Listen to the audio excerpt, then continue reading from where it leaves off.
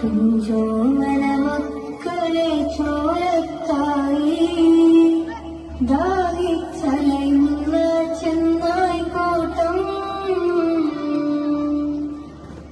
ഗാസാതെരുവിലെ ചോര കണ്ടേ ഞാനും എഴുതത്തൊരു കണ്ണീർ കാവ്യം.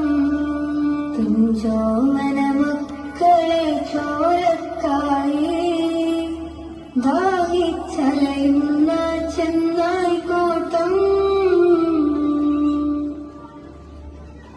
മരിച്ചത് ഞാനല്ല നീയാണ് മുസ്ലിമേ. ഫാസിസ തടവറയിൽ അടിമയായി നിൽപ്പോ നീ എന്ന തീരും ഈ കണ്ണുനീരും മോചനം നേടുകില്ലേ.